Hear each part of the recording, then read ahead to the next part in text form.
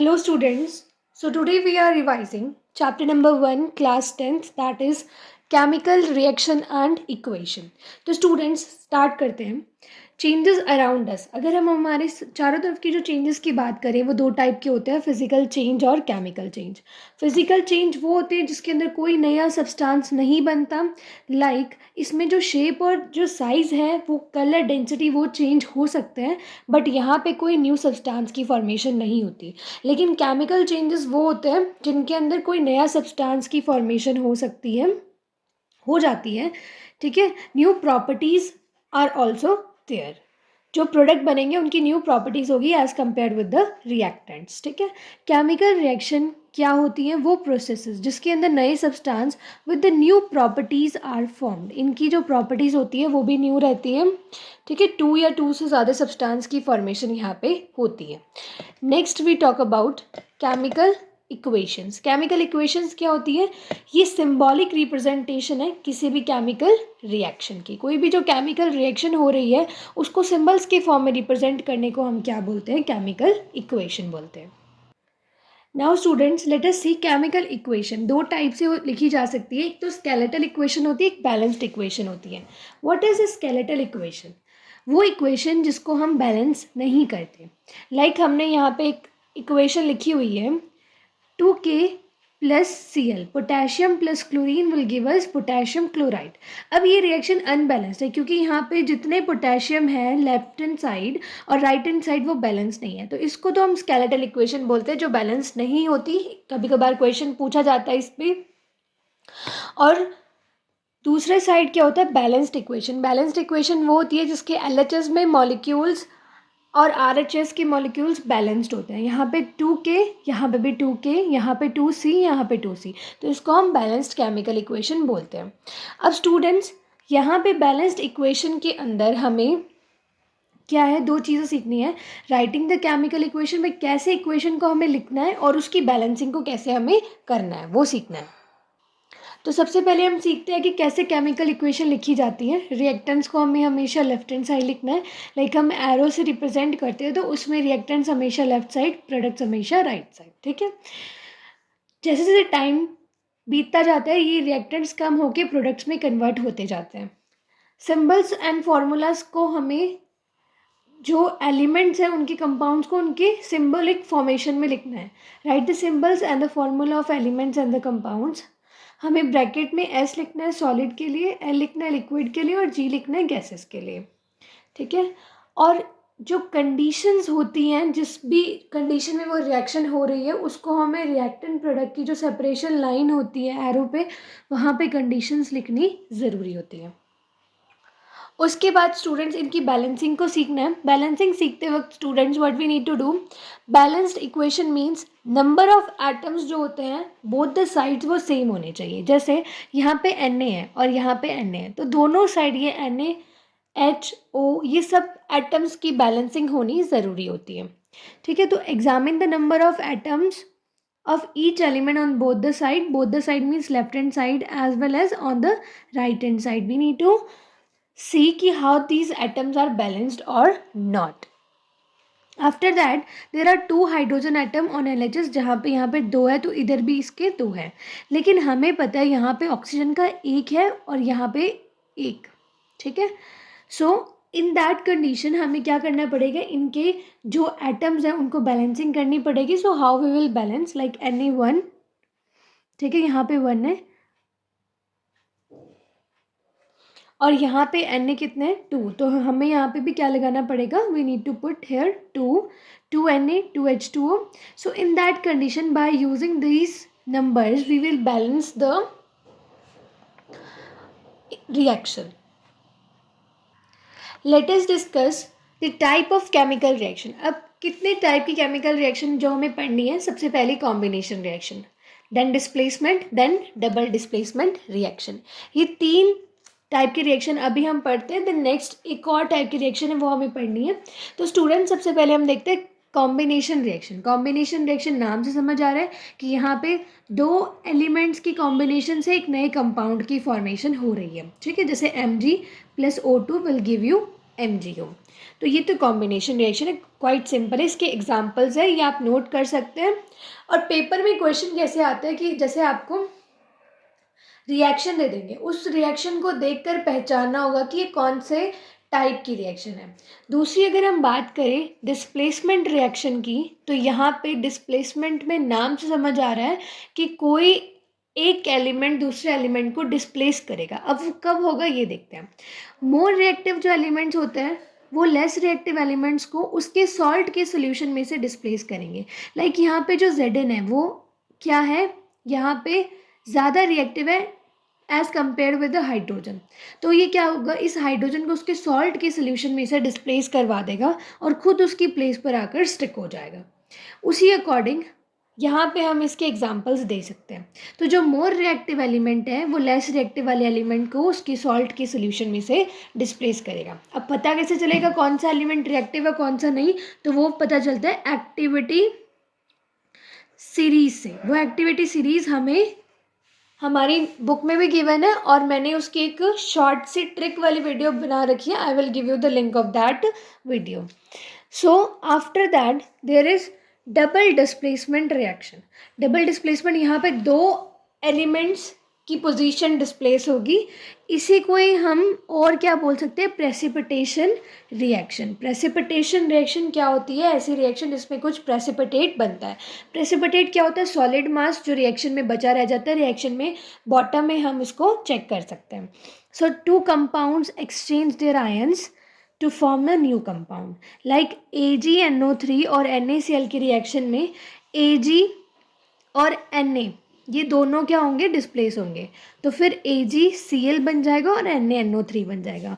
और AgCl का precipitate हमें टेस्ट ट्यूब में एकदम बॉटम में ना एकदम सॉलिड मास इकट्ठा हुआ मिल जाता है। सो ऐसी रिएक्शन जिसमें कुछ इकट्ठी होती हुई हमें दिखाई दे bottom of the test tube में, तो उसको हम प्रेसिपिटेशन रिएक्शन बोलते हैं। और स्टूडेंट्स ये इसके कुछ एग्जाम्पल्स हैं जो हमें नोट कर लेना है, क्योंकि इसका क्वेश्चन ऐसे बनता है कि give a example of precipitation reaction. तो प्रेसिपिटेशन रिएक्शन का कोई भी आप एक एग्जाम्पल ज़रूर याद कर लेना। Next student type of reaction है जिसके हमें 3 पार्ट्स पढ़ने हैं, वो है डीकम्पोजिशन रिएक्शन। इसके हमें नाम से समझ आ रहा है कि एक ऐसी रिएक्शन जिसमें एक कंपाउंड ब्रेक हो जाता है 2 या 2 से ज़्यादा एलिमेंट्स या फिर कंपाउंड्स में ही।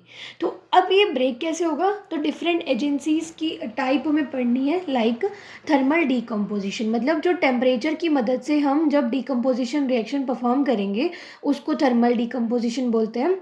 Electrical means by the help of electricity, और photochemical means in the presence of sunlight. तो देखिए एक एक करके थोड़ा समझते हैं हम इसको। थर्मल डीकम्पोजिशन, यहाँ पे जैसे हमने एक कंपाउंड लिया CaCO3, उसको जब आप हीट करेंगे तो ये कन्वर्ट हो चुका है कैल्शियम ऑक्साइड और CO2 के अंदर। तो यहाँ पे जब आपने इसको टेम्परेचर यूज़ करके डिकम्पोजिशन रिएक्शन परफॉर्म किए, इसलिए हम इसको थर्मल डीकम्पोजिशन बोलेंगे।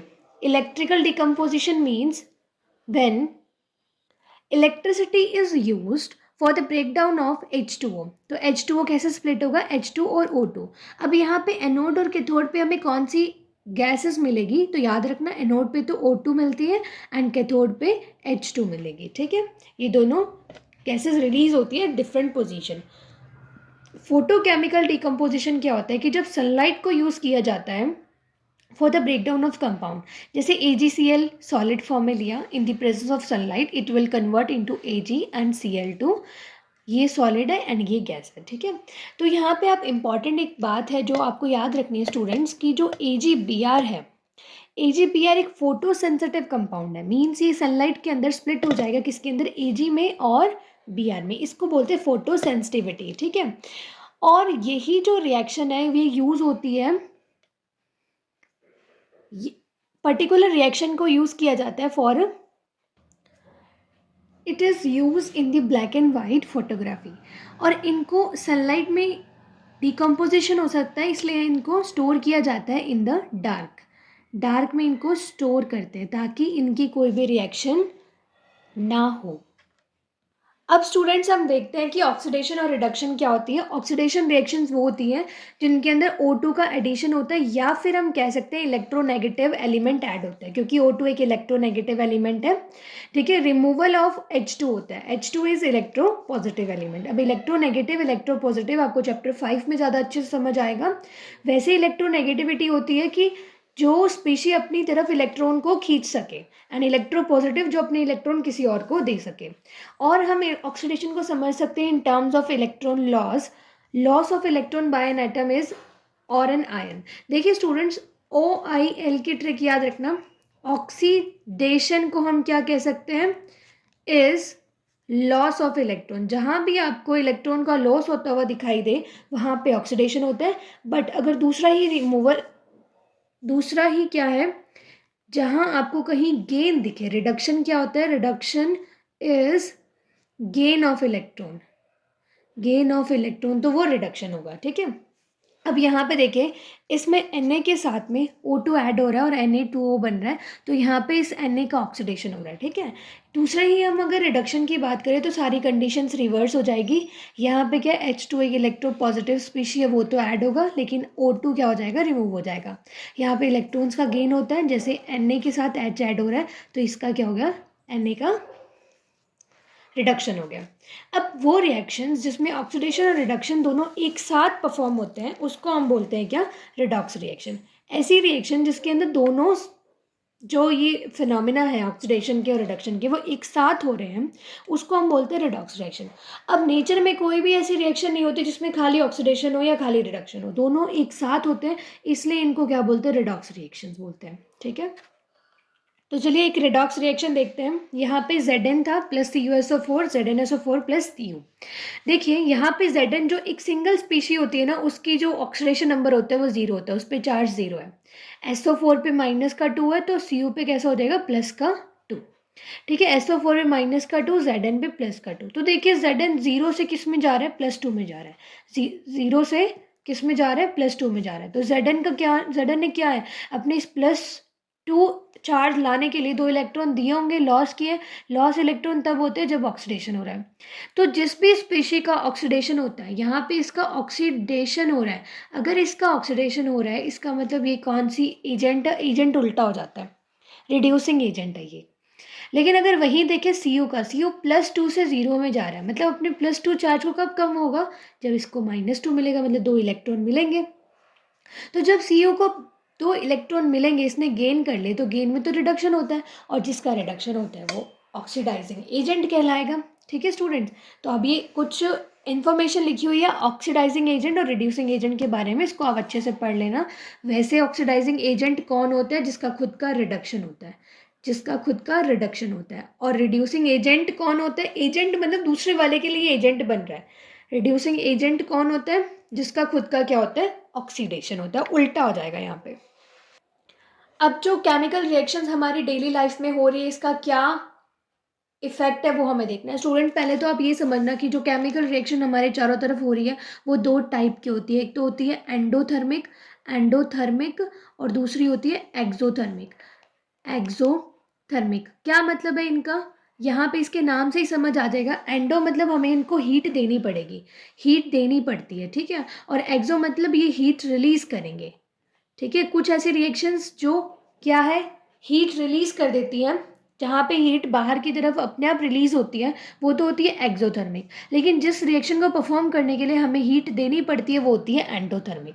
तो चलिए अब हम देखते हैं कोरोजन। कोरोजन बहुत सिंपल सा कॉन्सेप्ट है, मतलब एक ऐसा फिनोमेना जिसके अंदर मेटल्स की सरफेस क्या होती है, एकदम ख़राब हो जाती है by the action of air, water और अदर सब्सटेंसेस।